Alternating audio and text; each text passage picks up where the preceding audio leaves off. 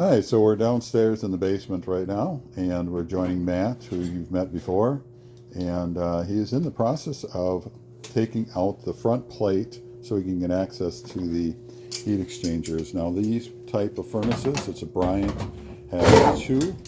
It's a primary and a secondary, and that's what makes them high efficient. So he's pulling it out right now, and we're gonna just watch a little bit. Maybe I might have to help him see how heavy this is. See if Matt had his Wheaties today. This one's heavy. Okay,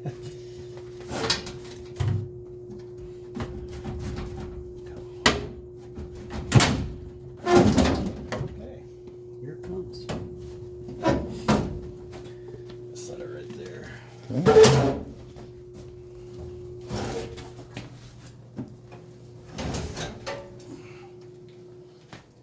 Make sure you use your proper lifting. Yeah. There.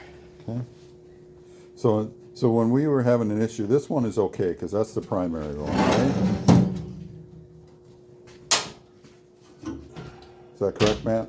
Yep. Well, it's the primary. So underneath is the secondary. So you can see right there. So right here is down where the issue is.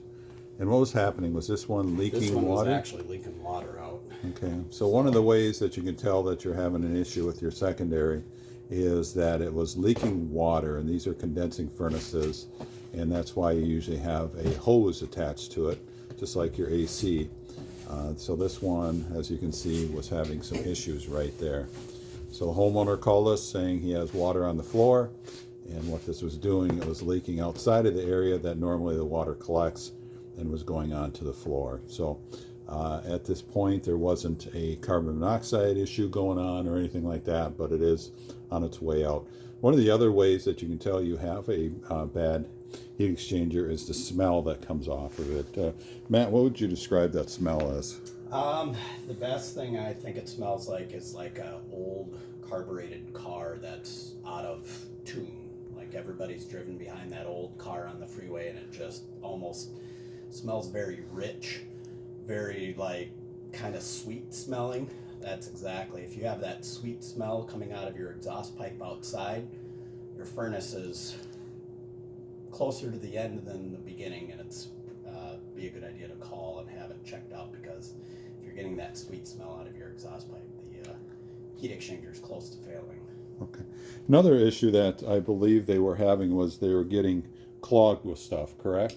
Yeah, this one specifically, the reason why the water was coming out is the drain trap, which is on the floor over there now, the white piece. That was actually clogged up, and it backed up into the furnace and caused it to come out the heat exchanger. So that's why the customer was getting water on the floor, is because it wasn't draining out of the furnace properly, which can generally be taken care of with just a standard tune-up that we do, where we clean the drain trap and the burners and the flame sensor and kind of all those routine things that go bad on furnaces. This one obviously was, plug drain trap, but the real issue obviously is the heat exchanger. So if it did not have this crack as we showed earlier, and you can see some of the water kind of coming off of it, if it would have backed up, it backed back up, what would have happened to the furnace if it didn't have a place? Had it not had the hole in the heat exchanger to leak the water out, the furnace would have shut off and not been able to run.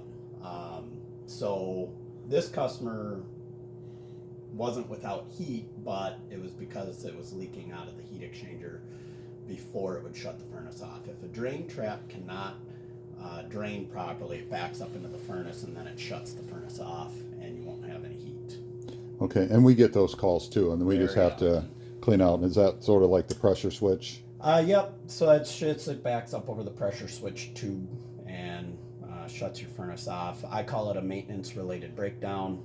Like I said, to clean a drain trap on a tune-up, flame sensor in the burners is all part of a maintenance or a maintenance plan or a tune-up, and that is one thing that will, prevent those nuisance breakdowns.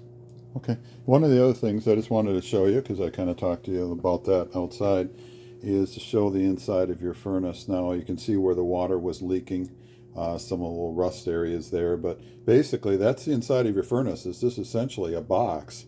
But then what goes in there after the heat exchanger, the new one goes in, is going to be the burners, your inducer motor.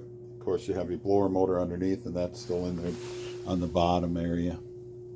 So this basically what is gonna, we do this. This particular Bryant heat exchanger was under warranty, so the only thing that the homeowner is paying is the labor to replace it. They did have some sort of legal issues in the past with it, and but we've done a number of these ourselves, and so if you have any questions, if you need any help, furnace-doctors.com, furnace-doctors.com, 651-770-1263. Have a great day.